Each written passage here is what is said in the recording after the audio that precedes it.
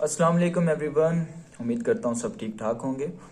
आज जुमे का दिन है और जैसे कि सबको पता है कि जुमे के दिन जुमे की नमाज से पहले मौलवी साहब जो चीज़ें जो हाज़रीन बैठे होते हैं उनको अच्छी चीज़ें बताते हैं ताकि वो अपनी ज़िंदगी में उसको इस्तेमाल कर सकें, उससे फ़ायदा हासिल कर सकें। और इस्लामिक टॉपिक्स कवर किए जाते हैं और इस्लामिक टॉपिक्स या अच्छी बात सिर्फ मस्जिद में या जुमे के दिन के लिए नहीं है, वो कहीं भी आप किसी के साथ भी कर सकते हैं।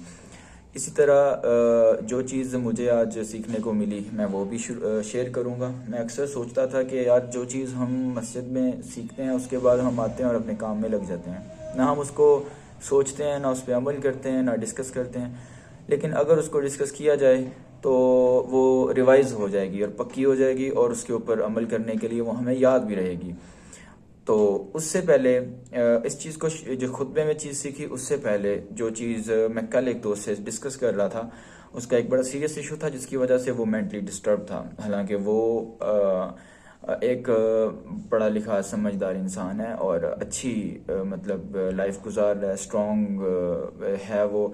और इसके अलावा अगर पाकिस्तान में जिस मुल्क में वो रह रहा है उसमें जो स्टैट्स हैं कि जी एवरेज लोग इस लेवल के होते हैं, एवरेज से अच्छे इस लेवल के होते हैं और टॉप क्लास इस तरह के होते हैं, वो बिलो द एवरेज भी नहीं है, वो एवरेज से भी अच्छा जा रहा है। जो हम स्टैट्स देखते हैं कि यार अच्छा फलाना इतनी कमाता है, फलाना जो है ना वो इस तरह से, और एवरेज लोग इतना खुश रहते हैं, एवरेज लोगों के पास ये है ये नहीं है, तो वो एवरेज से भी अच्छा है लेकिन फिर भी डिस्टर्ब है। वजह यह है कि कभी कभी ऐसा होता है कि बंदे को पता नहीं होता, बंदे की लाइफ बंदा खुद कंट्रोल नहीं कर रहा होता बल्कि लाइफ बंदे को कंट्रोल कर रही होती है। या तो आप किसी चीज़ को कंट्रोल कर लेते हैं जो आपके सामने चल रही होती है, पड़ी होती है, या आपकी लाइफ होती है। अगर आप नहीं करते तो फिर इसका मतलब आप मौका दे रहे हैं, फिर वो आपको कंट्रोल करेगी। तो ये चीज़ डिस्कस करने का मकसद ये है कि हमेशा इंसान के पास दो ऑप्शन होते हैं, दो रास्ते होते हैं। और इसको मैं साथ साथ इस्लामिक वे में भी रखूँगा। क्योंकि हम एक तो सबसे पहले हम मुसलमान हैं, दूसरी चीज़ ये है कि जो इस्लाम है, दीन है, ये एक इसमें जो कुरान पाक की किताब है उसमें जो हिदायत है और अल्लाह पाक के जो हुक्म है वो ताहयात और जब तक क़यामत आएगी तब तक के लिए वो मतलब कि ज़िंदगी गुजारने के लिए जो चीज़ें बताई गई हैं या जो चीज़ें उसमें शेयर की गई हैं वो सारी दुनिया के एंड तक जो है ना वो काम आएंगी। तो वो उस तक के लिए है तो उसको हम भी यूज़ कर सकते हैं, तो उसको हम साथ रेफरेंस में रखेंगे। तो अब जो दो रस्ते वाली बात है, जैसे हमें पता है दीन में ये बताया गया है कि हमारे पास दो ऑप्शन होते हैं, हम सही रास्ता भी चुन सकते हैं और हम गलत भी चुन सकते हैं। ये बात जब भी डिस्कस होती है, मस्जिद में होती है, किसी अच्छी जगह पे होती है, वहाँ पे लोग डिस्कस करते हैं, उस जगह से फिरते हैं और उसके बाद वो वहाँ से भी उस बात से भी फिर जाते हैं। बहुत कम होते हैं जिनको इस चीज़ की फिक्र होती है कि अच्छा अब इसको मैं अमल में लाऊं। हाँ, अगर बच्चा क्लास में कुछ सीख रहा हो उसे फिक्र होती है कि यार इसको मैंने यूज़ करना है एग्ज़ाम में। अगर कोई बच्चा डिग्री पढ़ रहा है और वो डिग्री में कुछ सीख नहीं रहा, पूरे माशरे में शोर मचा हुआ है कि डिग्री में कुछ सिखाया नहीं जाता, उस पर अमल कैसे करना है, वो बच्चा भी परेशान है जी। हर जगह पे हम परेशान है कि यार उसके ऊपर अमल नहीं होता हर चीज़ के ऊपर। लेकिन हम इस चीज़ के ऊपर परेशान है ही नहीं कि जो चीज़ दीन में बताई गई है वो जब डिस्कस होती है हमें पता चल जाता है। अब हमारी जिम्मेदारी है कि उसको फॉलो करें, लेकिन हम उसके ऊपर अमल नहीं करते। लेकिन इसको डिस्कस भी बड़े कम लोग करते हैं, और जो लोग इसके ऊपर अमल करते हैं या कोशिश करते हैं उनको अल्लाह ताला की तरफ से हिदायत भी होती है और हिदायत मांगने से मिलती है। सारी बातों को साइड पे रख के अब दो ऑप्शंस वाली बात पे आते हैं कि दो ऑप्शन सही और गलत, ये सिर्फ और सिर्फ दीन के साथ नहीं है, दुनिया के साथ भी ये है। दुनिया में हमने ज़िंदगी गुजारनी है, हम पैदा हुए जैसे एक नॉर्मल इंसान पैदा होता है, बड़ा होता है, जवान होता है, जिम्मेदारियां उठाता है और उसके बाद वो अपनी ज़िंदगी कंप्लीट भी करता है और यहाँ से चला जाता है। ऐसे ही हर बंदे के साथ है, ये कोई नई बात नहीं होगी। अगर एक बंदा पैदा हुआ है और वो मतलब बड़ा होता है और उसके ऊपर जिम्मेदारियां पड़ती हैं और उसे लगता है यार ये मेरे साथ ही हो रहा है, ये तो सबके साथ हो रहा है। सभी को इस दुनिया में वो जिंदा रहते हैं, जिंदा रहने के लिए जो चीज़ें रिक्वायर्ड हैं क्या कहते हैं, कपड़े, ठीक है, कपड़ा रोटी मकान ये उसको मिल जाता है, लेकिन लोग इसी को पाने में ही परेशान रहते हैं, हालांकि ये तो सबको मिलता है। तो ये तो 100% है ना कि आप आपके ऊपर आपके पास एक बात के ऊपर स्टंप लगी हुई है, ज्यादा एवरेज है। कुछ बदनसीब भी होते हैं, या कुछ लोग अपने हालात खुद नहीं संवारते, कोशिश नहीं करते, या उनकी चॉइस ऐसी होती है, वो सही और गलत में से किसी गलत साइड पे निकल जाते हैं, और उनको उस चीज़ का जो है ना वो खमियाजा भुगतना पड़ता है। लेकिन हर इंसान जब पैदा होता है और ज़िंदगी गुजारता है एंड तक, तो उसमें आए भी हैं तो हम कुछ लेके नहीं गए, लेके आए, और अगर जाते भी हैं तो हम कुछ लेके नहीं जाते। ये सारा कुछ इसके बीच का है। लेकिन जो चीज़ हमने लेके जाने हैं वो हमारे अपने फैसले हैं। उसका मतलब जो चीज़ हमने हासिल करनी है वो इधर काम आएगी, लेकिन साथ लेके जाने में उस फैसले का जो नीयत है, जैसे हलाल और हराम में से अगर आपका फैसला हलाल की तरफ जाएगा तो रिज़्क तो आपको फिर भी मिलेगा, दुनिया में काम आएगा, लेकिन जो फैसला है उसकी वेटेज आपको आखिरत में भी काम आएगी। इसी तरह गलत और सही में से भी जब आप सही को चूज करेंगे तो आपका फैसला आपके साथ जाएगा, आपकी चॉइस आपके साथ जाएगी। तो अल्लाह ताला ने भी हमें दो रास्ते दिए हैं। अब जो चीज़ अच्छी है, जो आपको अच्छा ख्याल आता है, जो चीज़ आपकी कोशिश है और आप अच्छी कोशिश कर रहे हैं, उसको हम देखें तो वो पॉजिटिव चीज़ है। अगर कोई नेगेटिव ख्याल आता है, हम उस पर अमल करते हैं और नेगेटिव काम करते हैं और वो उसका असर भी नेगेटिव आता है, वो तो है ही नेगेटिविटी। अब वो दूसरी साइड है, तो वो मतलब कि एक सही हो गया, गलत हो गया। अब अल्लाह ताला को खुश करता है सही रास्ता, तो अल्लाह के मुखालिफ कौन है? वो दूसरी ताकत है जो कि शैतान है। अब शैतान ने भी कसम खा रखी है कि मैं, मतलब अल्लाह को उसने कहा कि मैं तेरे बंदों को भटकाऊंगा, और अल्लाह ने भी कहा है कि जो मेरे बंदे हैं वो मेरी तरफ आएंगे और मैं उनको माफ़ करता रहूँगा। अब जब भी इस ज़िंदगी में जब आप पैदा हुए उससे लेकर मरने तक का जो सफ़र है, इसके अंदर आपके पास जब भी फैसला आएगा, आपके पास दो चॉइसेस हैं, सही और गलत।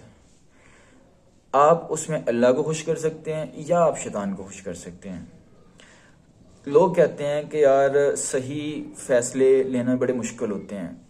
ऐसे फैसले जो सच्चे हों, सच्चे फैसले हों और खरे फैसले और अल्लाह को खुश करने वाले फैसले, इनडायरेक्टली और डायरेक्टली, लेकिन वो कहते हैं जी ये बड़ा मुश्किल होता है। ठीक है जी, मुश्किल है। अब आप ये भी तो देखें ना कि अगर आप वो काम नहीं कर रहे तो जो काम आप कर रहे हैं, एनर्जी तो आपकी उसमें भी लग रही है, फैसला तो आप वो भी ले रहे हैं। ये तो नहीं है ना कि आपने कहा ना मैं ये करूँगा ना मैं वो करूँगा। आपने दोनों में से कोई दरमियानी रास्ता नहीं है, आप दो रगे नहीं हो सकते। आप अल्लाह की ज़ात को एक मानते हैं तो उसकी ज़ात के सामने किसी को शरीक नहीं कर सकते। अगर करते हैं तो फिर आप उसकी ज़ात को एक नहीं मानते, ठीक है, और आप दूसरी साइड पे निकल गए। तो ये सारी चीज़ें आपस में कनेक्टेड हैं। क्यों कनेक्टेड हैं? ये तो साफ पता चलता है ना कि इंसान ना कुछ लेके आया ना कुछ लेके जाएगा। जो वो छोड़ के जाएगा वो अच्छी चीज़ें हैं। अगर वो पीछे अच्छी औलाद छोड़ के जाता है तो वो एक चीज़ है, ठीक है, लेकिन अगर साथ लेके जाता है तो वो उसके फैसले हैं।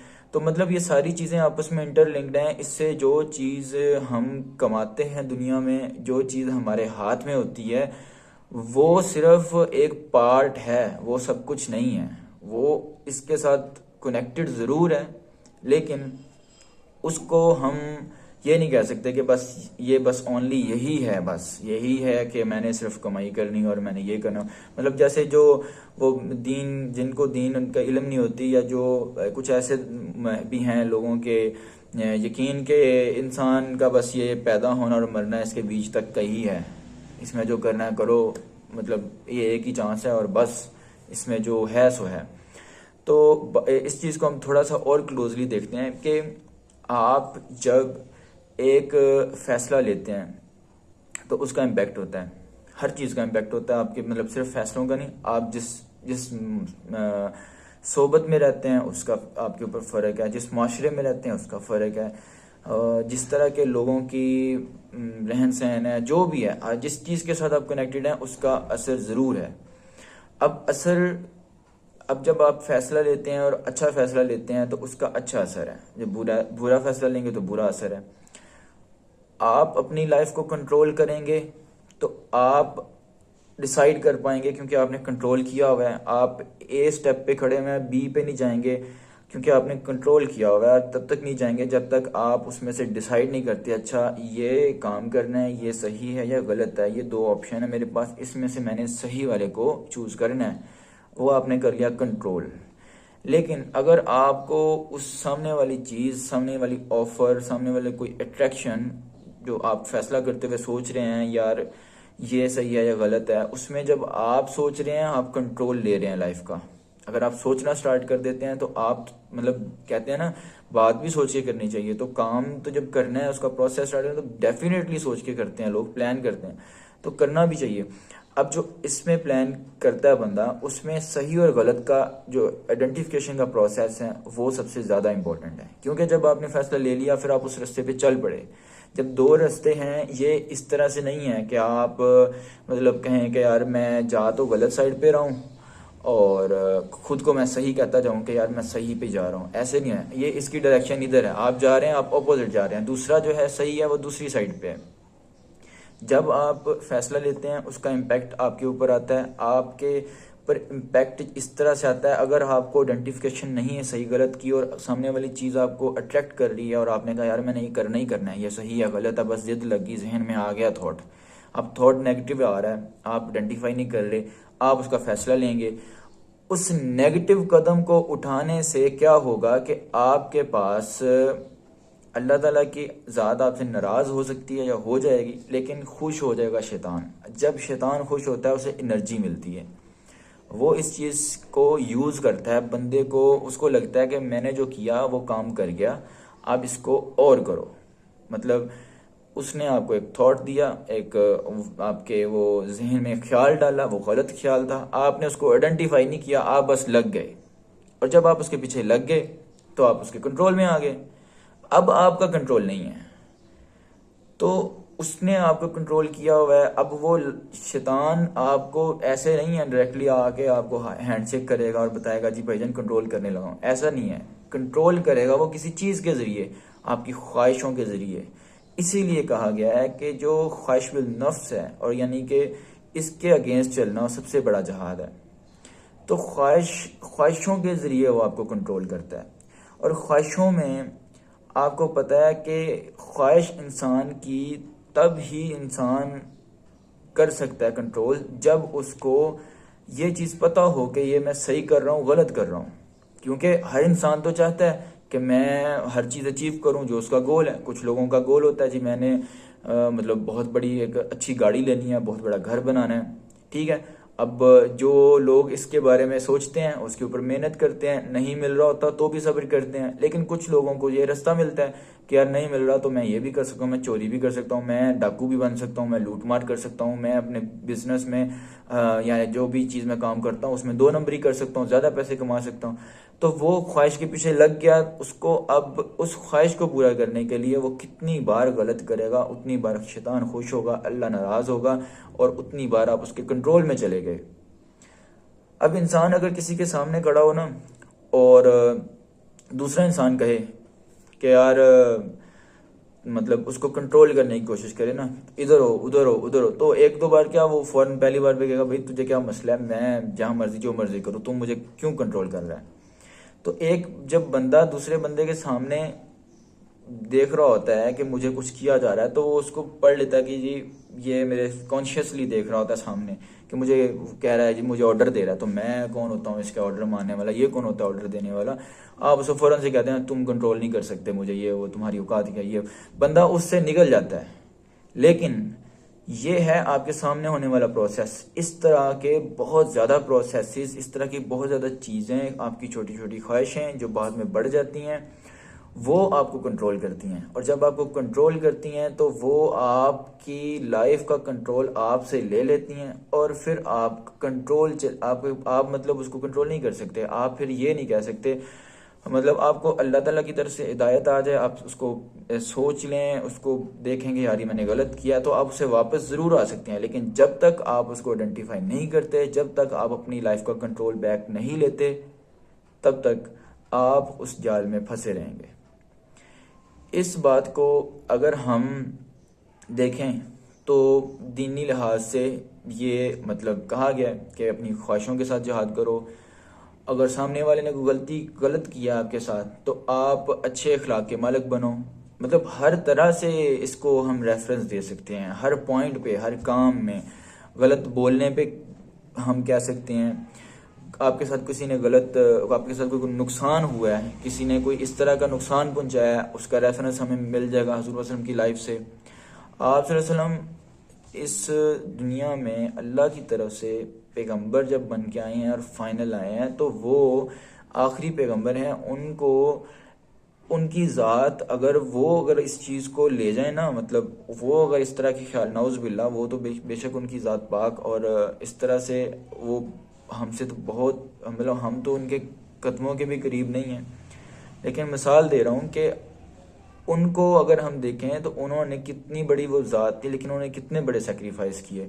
वो नमाज पढ़ रहे थे, उनके ऊपर ऊंट की गलीज ओजरी फेंकी गई, उन्होंने उसको माफ़ कर दिया। और वो नमाज पढ़ रहे थे, एक काफर ने ये सारी चीज़ें मैं आज खुतबे में सुन के आ रहा हूँ, जो कि इसके साथ कनेक्ट हो गई। तो मैंने कहा शेयर करूँ कि जो मौलवी साहब बयान कर रहे थे वो ये था कि हुज़ूर पाक सल्लल्लाहु अलैहि वसल्लम नमाज अदा कर रहे हैं, काफर आया और काफर ने आके चादर आप के गले में डाली और खींचा। अब ये आपके साथ जब कोई हो, आप एक नॉर्मल इंसान है, आप ये बताएं कि आपके साथ कुछ ऐसा हो जाए तो आप तो उसका रिएक्ट करेंगे, और रिएक्ट भी ऐसा करेंगे कि मतलब वो वाला के मतलब आप समझ रहे हैं ना, बंदा अगर से ऐसे अल्फाज इस्तेमाल, तेरी औकात क्या, तू होता कौन है, ये वो, ठीक है। तो सारी चीज़ें जो डिस्कस हो रही थी वो बार बार कनेक्ट हो रही थी कि करना क्या है। अगर मतलब आपके साथ गलत होता है तो करना क्या है, माफ़ करना है, अच्छा इखलाक दिखाना है।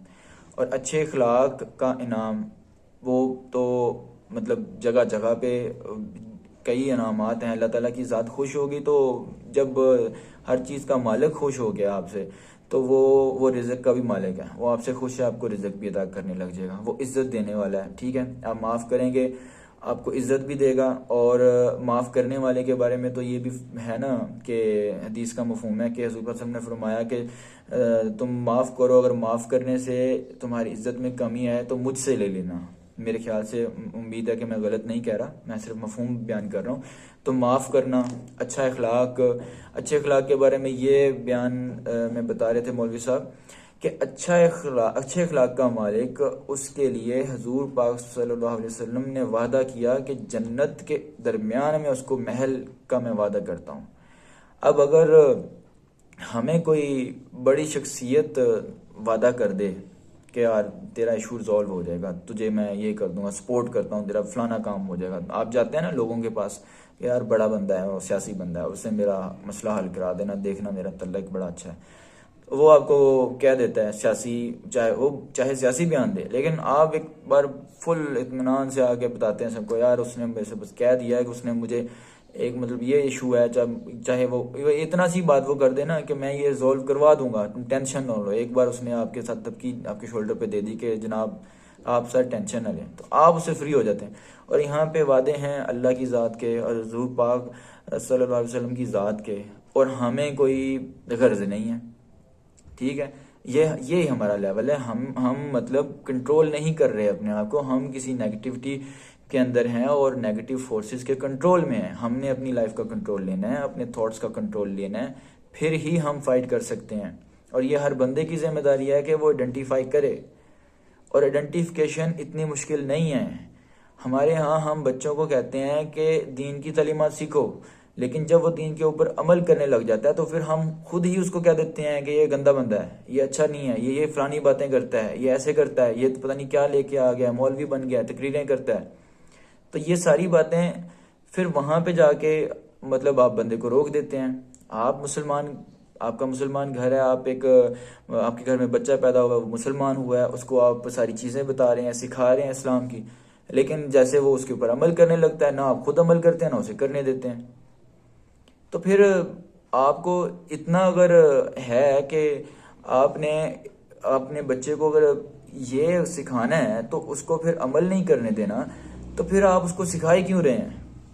फिर तो उसकी आंखों पे, आपने अपनी आंखों पे भी पट्टी बांधी, उसकी आंखों पे भी बांध दें। और जब अब जब एक मतलब जनरेशन वाइज गैप आता है, तो एक जब घर में बड़े होते हैं, जब वो ओल्ड एज में जाते हैं, और छोटा बच्चा जब जवान होता है, तो उसके माँ बाप उसके लिए बड़े मोहतरम होते हैं।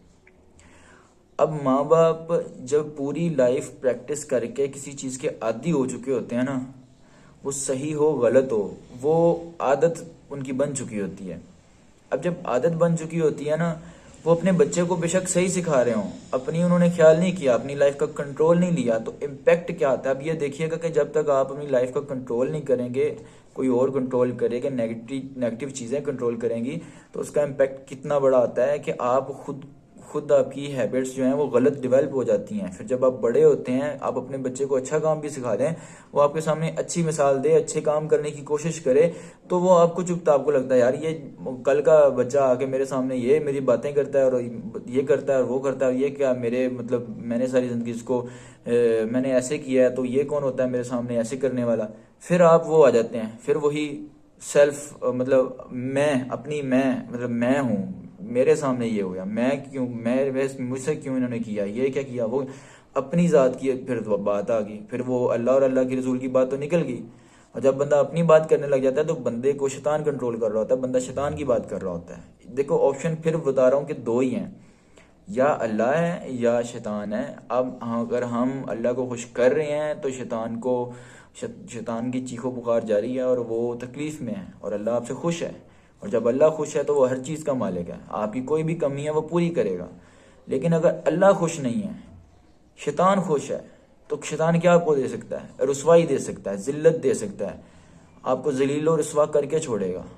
और जब आप शैतान में जाएंगे, तो अल्लाह ताला का कोई वादा नहीं है आपको बचाने का। हाँ, तौबा करें, अब पता चला है, अब तौबा करें कि मैंने ये चीज़ नहीं करनी। लोगों का इतना मतलब ईमानी हालत इतनी कमज़ोर है कि अगर अब उन्होंने देख लिया है माशरे के अंदर, फिर वही मिसाल दूंगा, हर बच्चा पैदा होता है, जवान होता है, बड़ा होता है, कुछ ना कुछ काम करता है, रिज़्क कमाता है, उसकी भी औलाद होती है, उसका भी कुछ करता है, फिर वो मर जाता है, चला जाता है इस दुनिया से।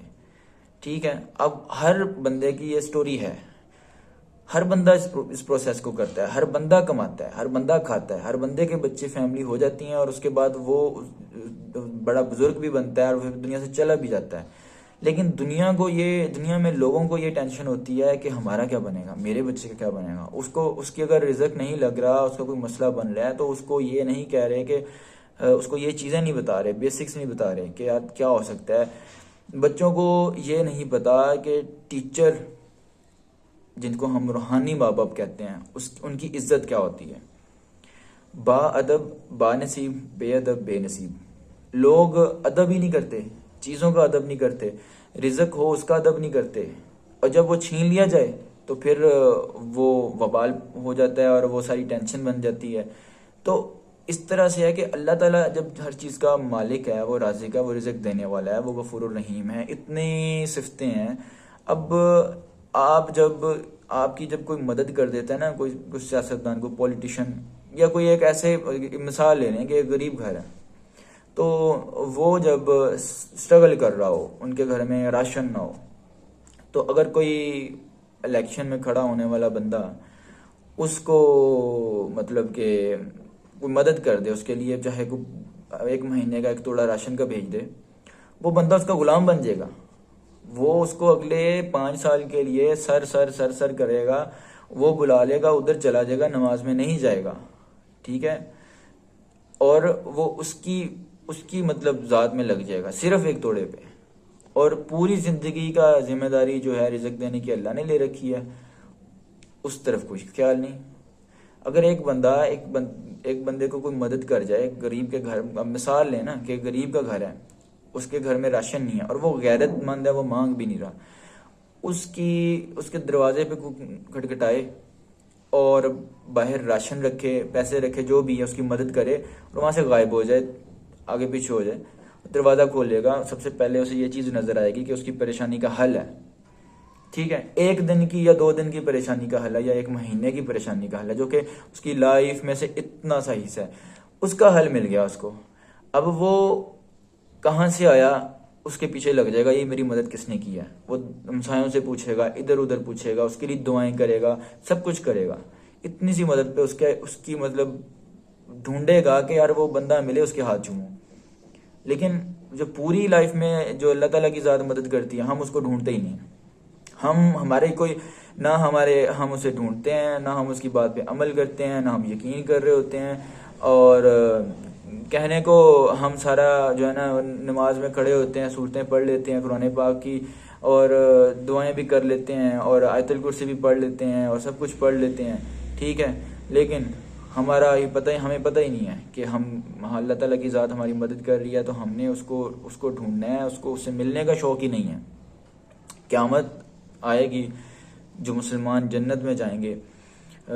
ये भी मैं बयान में सुन रहा था, गलत हो सकता हूँ, लेकिन मफ़हूम बताऊँगा कि बयान ये था कि जन्नत में जो मुसलमान मौजूद होंगे, जुमे का दिन होगा, जुमे के जुमे पर्दे हटाए जाएंगे, अल्लाह ताला की ज़ात का दीदार किया जाएगा, ठीक है। अब ऐसा बंदा जो अल्लाह ताला की ज़ात की तरफ से नेमतों को मिलने पे उनको खुशी से पहले एक्सेप्ट करता है, फिर अल्लाह ताला की ज़ात का शुक्रिया अदा करता है, फिर मिलने का शौक़ भी रखता है, सारी बातें वो इस तरफ की डायरेक्शन में लेके जाता है। वो चीज़ों को, अपने थॉट्स को कंट्रोल करता है, और गलत को गलत कहता है, सही को सही कहता है, कुछ भी हो जाए तो वो इस तरफ जाता है। और उसकी उसकी उसकी हालत देखें कि वो जब जाएगा, उसका जो यकीन बन गया ना कि मैं गलत और सही में से सही को चुनता हूँ, तो मैं इंशाल्लाह अल्लाह ताला की ज़ात को मिलूंगा। अब वो वेट कर रहा है, उसके लिए बड़ी टेंशनें ख़त्म हो गई, उसका ध्यान ही इधर हो गया, वो फ्री हो गया, वो लाइट उसकी सोल भी लाइट होगी, वो खुद भी लाइट फील करेगा। ये सारी चीज़ें जब वो देखेगा, तो उसके कंपैरेटिवली एक ऐसा बंदा जिसको ये फिक्र ही नहीं है, वो है असल बंदा जो खुद कंट्रोल नहीं कर रहा लाइफ को, मगन है और ख्वाहिशों में मगन है। 10 ख्वाहिशें पूरी हो गई, ठीक है, अगले दिन एक ख्वाहिश पूरी नहीं हुई, उसके सर पे टेंशन है, और उसे ये भी टेंशन है कि मेरा क्या बनेगा, ये है वो। लेकिन जिस बंदे को पता है कि मेरा लगाव ही अल्लाह से है, तो वो फिर देख लेना, उसने तो सबसे बड़े बैंक के मालिक को राज़ी कर लिया। हम लोग बैंकों में जाते हैं ना, तो हम अप्रूव रिक्वेस्ट करते हैं लोन शोन की, और जो भी हेल्प लोन, ये जो भी है, तो वहाँ से पैसे मिलते हैं, तो मतलब वो हमारी वहाँ से इनकम हमें जब आती है, चीज़ें मिलती हैं, हम उसको लेके एंजॉय करते हैं, ठीक है। और जो अल्लाह ताला की ज़ात है, उसके बैंक से आपको जो रिज़्क मिलता है, उसका कोई शुक्रिया अदा नहीं है, और उसको कोई हम कंसिडर नहीं करते। ये हमारा वो एक ऐसी हालत बन चुकी हुई है। अब एक और मिसाल दे रहे थे, मेरे ख्याल से हजूर पाक सल्लल्लाहु अलैहि वसल्लम के चचा हमज़ा का वाक़या है, या कुछ इस तरह से बताया कि वो हजूर वसल्लम की बड़ी करीबी शख्सियत, और उनको उनके दुश्मनों ने शहीद कर दिया, और शहीद करने के बाद उनके टुकड़े टुकड़े कर दिए। जब हजूर पाक सल्लल्लाहु अलैहि वसल्लम जब उनकी मैयत पर गए, उनकी हालत देख के वो रोने लग गए, ठीक है। अब वो सिनेरियो, उस सिचुएशन को डिस्कस करें। अपने चाचा के, या जो भी शख्सियत थी, हजूर वसल्लम ने उस कातिल को, उस बंदे को माफ़ कर दिया। अब इस सिचुएशन को अपने ऊपर इम्प्लीमेंट करें, क्योंकि हजूर वसल्लम की ज़िंदगी तो हमारे लिए अमली नमूना है, हमने फॉलो तो करनी है। अच्छा, अब हम क्या फॉलो कर रहे हैं? अगर हमारे साथ ये हो जाए तो हम आगे से बंदे मार देते हैं। ये तो बड़ी दूर की बात है, हमारे तो जाते बाजार में अगर बाइक चला रहे हैं, किसी के साथ टच हो जाए, उधर ही खड़े होके एक दूसरे का सर फाड़ देते हैं। अब ये हम हज़रत वसल्लम की तो ज़िंदगी अमली नमूना है, और हम फॉलो ये कर रहे हैं। ये फॉलो करना चाहिए क्या? ये ज़िंदगी थी हज़रत वसल्लम की कि उन्होंने मतलब अपने अल्लाह ताला की ज़ात को पीछे छोड़ा, सही चीज़ को पीछे छोड़ा, और अपने बदले लेना शुरू कर दिए? क्या ऐसा था? अगर नहीं था तो फिर क्या आप ऐसा कर रहे हैं? तो क्या अगर आप वो जो भी आपकी ज़िंदगी में आपका प्लान चल रहा है, वो आप हज़रत वसल्लम की ज़िंदगी अगर अमली नमूना है तो उसके साथ मैच करके देखें आप उससे कितने दूर हैं। तो कॉमन सेंस ये है कि एवरेज लगा लें तो हर बंदा ही मतलब कोसों दूर है, लेकिन माफ़ी का दरवाज़ा खुला रहता है और हम वापस उस तरफ आ सकते हैं। एक और बात मैंने की थी, बाअदब बानसीब। अब जो बाअदब बानसीब वाली बात है ना, उसको मैंने सीखा था एक हमारे टीचर जो एफएससी में मतलब सेकंड ईयर कंप्लीट हो रही थी, तो लास्ट डे था या लास्ट कोई टाइम था, तो मेरी छोटी सी मुलाकात हुई। हमारे एक सर हैं नईम मुर्तज़ा साहब, वो बुक राइटर भी हैं और मेरे ख्याल से वो जर्नलिज्म भी करते रहे हैं, और भी टीचर भी हैं, काफ़ी ज़्यादा मेहनती भी हैं। और उन्होंने जो चीज़ बताई, उन्होंने बताया बेटा ज़िंदगी के लिए एक, मैंने उनसे नसीहत शायद मांगी थी और उन्होंने मुझे कहा कि बा अदब बा नसीब, बे अदब बेनसीब। अब उस चीज़ का मैंने आगे फिर, क्योंकि अच्छी बातें बंदे को अगर बंदा ढूंढे तो कहीं ना कहीं मिलती रहती हैं, ना भी ढूंढे तो सामने आ जाती हैं। अगर बंदा उसको यूज़ करने वाला हो तो उसे याद रख लेता है। बड़ी बातें मैं भूल गया, लेकिन कुछ कुछ मुझे याद है, वो मैं शेयर कर सकता हूँ कि बा अदब बा नसीब को मैंने लिया। तो मैंने देखा जब जब बंदा अदब करेगा तो उसका नसीब अच्छा हो जाएगा। तो इसको ट्राई किया। कैसे किया? ट्राई नहीं किया, मतलब ट्राई हो गया। कैसे हो गया? मैंने कहा अच्छा ये बात तो समझ आ गई कि नसीब अच्छा होना चाहिए, ये तो बड़ी ज़रूरत है इसकी। तो अगर नसीब अच्छा करना है तो अदब करना पड़ेगा। अच्छा, अदब किसका करना पड़ेगा? अदब तो हर अच्छी बात का, हर अच्छे इंसान का, बड़े बड़े लोगों का, मतलब माँ बाप का, बुज़ुर्गों का, रिज़्क का। जो भी नेमत मिल रही है, सेहत सेहत दी अल्लाह पाक ने, उसे ख़राब ना करें, उसको नशे में ना लेके जाएं, उसका भी अदब करें। तो अदब तो मतलब फिर हर चीज़ से जुड़ गया। तो एक एक नसीहत ने इतनी हेल्प की, इतनी हेल्प की कि जहाँ पे मैं बोलने लगता था ना कि यार नहीं करना, ये करना, वो एग्रेशन आता था, वहाँ पे मुझे आ जाता था यार ये बात अब नहीं है, ये वाली बात मैं बेअदब में लेके जा रहा हूँ और इसका नतीजा आगे बेनसीबी है। तो जो बाअदब है, उस चीज़ को इम्प्लीमेंट करने के लिए मैं एक दिन ऐसे ही बैठा हुआ था, और मतलब स्टूडेंट लाइफ थी, और कारपेट पे ऐसे नीचे लेटा हुआ हूँ या बैठा हुआ हूँ, तो मैंने देखा, खाना खाया था थोड़ी देर पहले। तो जो जैसे बड़े कहते हैं ना, बर्तन अगर रखा हो कहीं पे तो वो गिर जाए तो उसे वो जल्दी से या तो उठाएंगे या बच्चे कहेंगे इसको उठा के ऊपर रखो। अगर रोटी का टुकड़ा गिर जाए तो उसे कहेंगे उठा के संभालो, इसको साफ करो, रखो। खाने वाली चीज़ को साफ करके खा भी सकते हैं। तो मैं जब सिचुएशन देखी तो मेरे सामने बर्तन गिरे हुए थे, मतलब जैसे हम लोग स्टूडेंट और बच्चे लोग करते हैं, खाया पिया उधर ही रखा, अगर कोई माँ बाप ने उठा लिया उठा लिया, नहीं तो शाम को दोबारा बर्तनों की ज़रूरत होगी तो वो किचन की जो फोर्सेस हैं वो खुद ही इकट्ठी कर लेती हैं।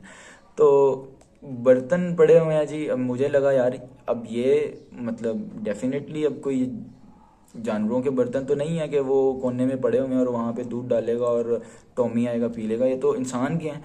तो अदब तो फिर तो इनका भी बन गया, हर चीज़ का बन गया। कुछ लोगों के पास ना रहने को छत है, ना पहनने को लिबास है, ना खाने के लिए बर्तन है, वो फुटपाथ पे रह रहे हैं, तो उनकी पास नहीं है। मेरे पास ये है तो ये नेमत है, तो मैंने अदब करना है। मैंने उठा के उसको साफ करके रख लिया। इस चीज़ से मुझे समझ आई कि जो भी चीज़ मैं करता हूँ, देखो मैंने खाना खाया, मैंने बर्तन को रखना तो है ही, उठा के किचन में भी लेके जाना ही है। अगर मैं नहीं करना है तो मैंने बाद में भी करना है, लेकिन बाद में जाऊंगा तो तब तक बेअदबी होगी। इसी तरह कोई भी काम करूंगा मैंने लेटर ऑन करना ही है, लेकिन जब मैं करूंगा तब वो उसकी चेंज हो जाएगी कैटेगरी। अगर मैं अभी करूंगा तो वो बाअदब है और वो मुझे बानसीब बनाएगा। अगर मैं बाद में करूंगा और वो तब तक उसकी बेअदबी होगी और वो मुझे बेनसीबी की तरफ ले जाएगा। अब लोग कहते हैं कि नसीब तो अल्लाह ताला की तरफ से होते हैं, वो लिखे होते हैं, वो चेंज नहीं हो सकते। लेकिन हज़रत अली का कौल है कि मैंने नसीब वालों को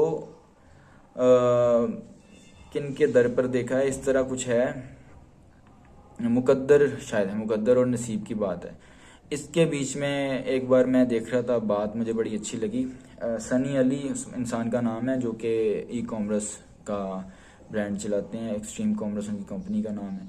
और वो ये बात बता रहे थे कि मुकद्दर और नसीब में हमें फ़र्क ही नहीं पता, जो कि मुझे बड़ी बात समझ आई कि हम लोग कहते हैं ना कि जो तेरे मुकद्दरां च, जो तेरे नसीबां च सी तेनों मिल जाना है, तू टेंशन ना ले, या जो मिल गया बस तेरे मुकद्दरों नसीबों में था। हमें यही नहीं पता। हाँ, ये तो बड़ी बेसिक सी बात है, ये तो मुझे पता चलते ही मैं सरप्राइज हो गया कि एक्सप्लेनेशन उन्होंने बड़ी अच्छी थी। कहते कि जी जो मुकद्दर है वो है जो आपके हाथ में नहीं है, और जो नसीब है वो है जो डिपेंड कर रहा है आपके ऊपर। जैसे अब इसके साथ बानसीब को जोड़ें तो बेअदब बेनसीब, बादब बानसीब, मतलब अगर अच्छा काम कर रहे हैं तो अच्छा नसीब है, बुरा कर रहे हैं तो बुरा नसीब है। तो मुकद्दर क्या हुआ फिर? वो जो चेंज नहीं कर सकते वो कैसे हो सकता है? जैसे आप जिस घर में पैदा होने थे हो गए, आप नहीं कर सकते। जो कल गुजर गया वो आप चेंज नहीं कर सकते। तो जो हो गया, जो आपके हाथ में नहीं है अब, वो आपका मुकद्दर था, और आगे भी इस तरह से होगा कि जो मुकद्दर में होगा वो हो जाएगा। लेकिन नसीब को आप चेंज कर सकते हैं। आप उसको मतलब कि इस चीज़ से कंसिडर करें कि आफ्टर ऑल आपने अल्लाह ताला की ज़ात से वसूल करना है, लेना है, नेमत के तौर पे लेना है, रिज़्क लेना है, लिबास लेना है, इज्जत लेनी है, जो भी है। और इस दुनिया के बाद भी अगर जन्नत भी मिलनी है तो उसका भी मालिक अल्लाह है। तो अल्लाह की ज़ात को खुश करना है तो अल्लाह की ज़ात तो तभी खुश होगी ना जब उसकी दिए हुए हर तोहफे की इज्जत करें। क्या आप उस इंसान से खुश हो सकते हैं कि आपने बड़े प्यार से उसे तोहफा दिया और वो फेंक दे? आपके दिल में क्या आएगा? फिर आप तोहफा देते हैं फिर फेंक दे। आपने कितने तोहफे दिए और उसने फेंक दिए। कभी ना कभी तो आपको ये आएगा ना कि अब इसको तोहफा देना बंद कर दो। अब अल्लाह ताला की ज़ात हमें तोहफा दे रही है और हम क्या कर रहे हैं? हम आगे से पकड़ते हैं ऑप्शन ए और बी, पॉजिटिव नेगेटिव, गलत और सही में से हम गलत वाला पकड़ लेते हैं। तोहफा उधर से मिलता है, पैरवरी हम उसकी करते हैं। जो शैतान है वो खुश होता है, वो स्ट्रांग होता है, वो आपकी तरफ और इन्वेस्ट करता है, आपके ऊपर और ख्याल डालता है। ठीक है, वो आपके आपकी ज़ात को कंट्रोल करता है।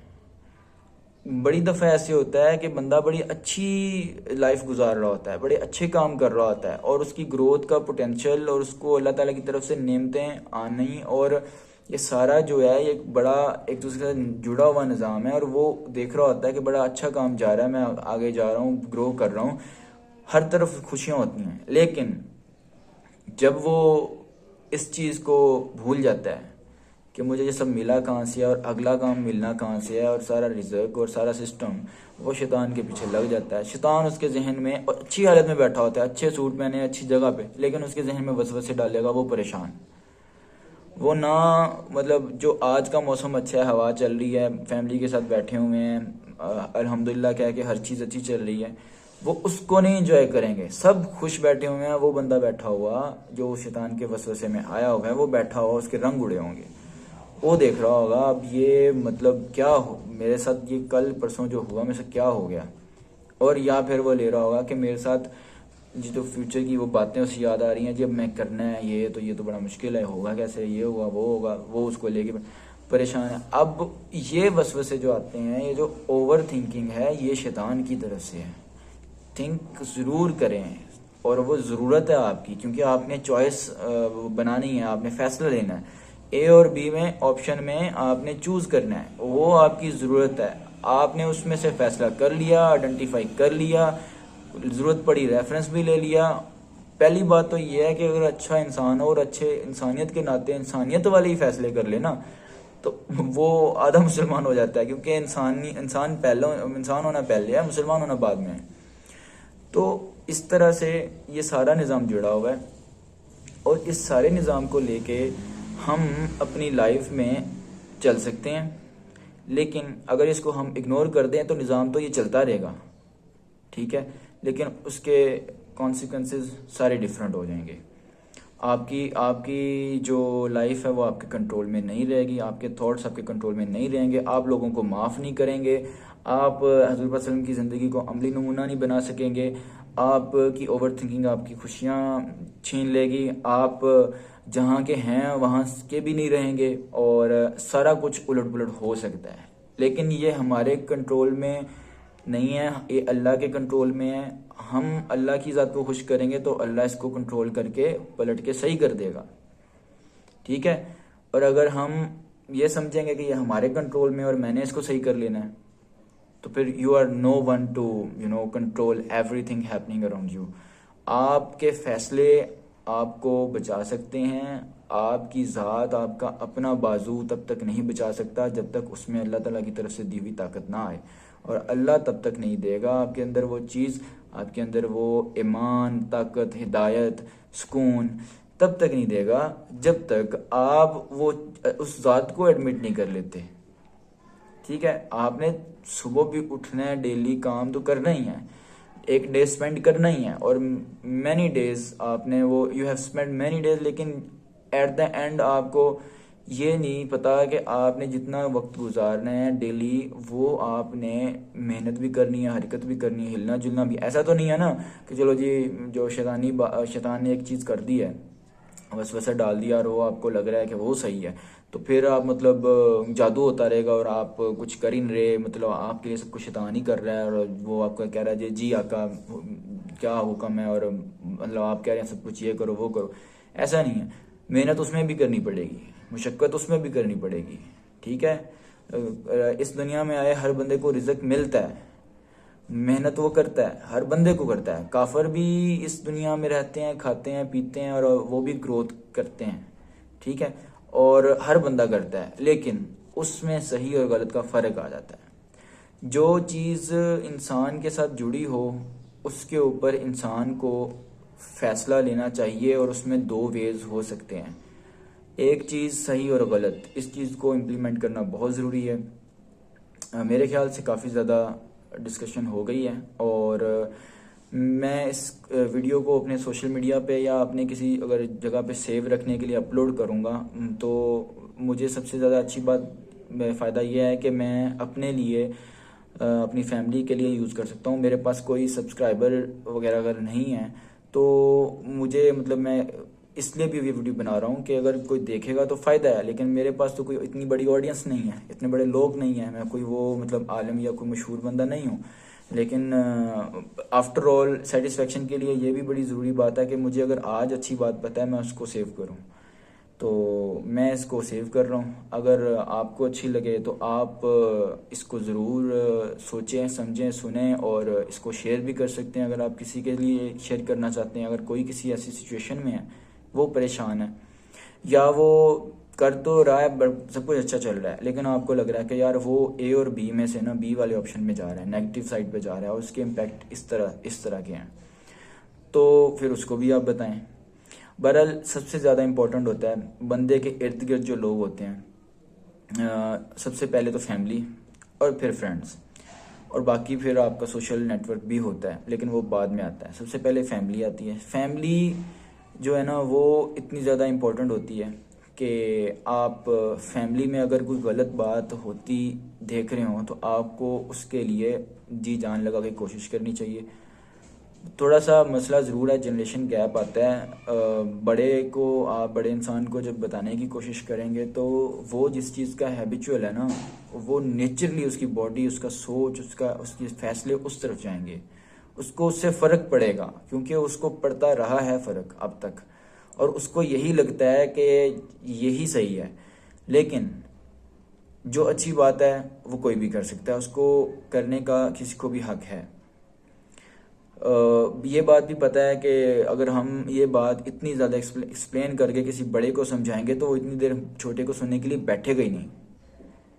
अगर कोई बड़ा और छोटा फैमिली में बैठ के डिस्कशन नहीं कर सकता इतनी लंबी, तो फिर वो फैमिली नहीं है, फिर वो एक्टिंग चल रही है, या कुछ ऐसा है कि वो ब्रोकन सिस्टम है। रिश्ता तो बन गया, फैमिली तो बन गई, लेकिन वो सुन नहीं सकते एक दूसरे को। क्यों? क्योंकि एक को ये पता है कि यार करनी मैंने अपनी है, अगला बंदा सही बात भी बता दे मैंने तो अपनी करनी है, तो वो नहीं सुनेगा, सुन भी लेगा उसे फ़र्क नहीं। और दूसरे बंदे को पता है कि यार मैं सुना भी दूँ, मेरी कौन सा मानी जानी है, तो वो सुनाएगा नहीं। तो ये सिस्टम है। इसलिए अक्सर ये होता है कि लोग अपनों से ज़्यादा स्ट्रॉन्ग रिलेशन गैरों से बना लेते हैं, और फिर वही अपने हो जाते हैं, और अपने जो है दूर हो जाते हैं, और फिर वो लोग दूर दूर बैठ के कह रहे होते हैं कि यार हमारा क्या कसूर था, हमने ऐसे किया था, इसको इस तरह किया, पाला पोसा जी, बड़ा किया, बच्चे को पाला जी, बड़ी दिन रात की है। लेकिन ये नहीं समझ रहे होते कि ये जो आपके जहन में ख्याल आ रहे हैं, ये जो है ना पॉजिटिव ख्याल नहीं है, अच्छी चीज़ नहीं है, ये गलत है, नेगेटिव हैं। आपके ख्यालात नेगेटिव हो सकते हैं, शैतान आपके जहन में वसवसे डाल सकता है, और नेगेटिव चीज़ें, नेगेटिव थॉट्स, नेगेटिव वसवसे वो अल्लाह की ज़ात नहीं डालती, नाउज़ बिल्लाह। वो शैतान डालता है, अल्लाह आपको हमेशा हिदायत देता है, लेकिन हिदायत मांगने वाले को मिलती है। जो शुखा हो जाता है, जो इस चीज़ से दूर हो जाता है, उसको हिदायत नहीं मिलती। बहुत ज़्यादा शुक्रिया जिन्होंने इस वीडियो को पूरा देखा। थोड़ा भी देखा, एंड से शॉर्टकट मार लिया तो भी अच्छी बात है, कुछ ना कुछ तो मिल ही गया होगा। अगर नहीं भी मिला फिर भी मैं कहूँगा अल्हम्दुलिल्लाह, मैं इस थॉट को रिकॉर्ड करने में कामयाब हो गया। उम्मीद करता हूँ इसको अपलोड करने में, शेयर करने में भी कामयाब हो जाऊँगा। अगर ये चीज़ अच्छी लगे तो शेयर ज़रूर कीजिएगा। जज़ाकल्लाह फ़ी अमान अल्लाह।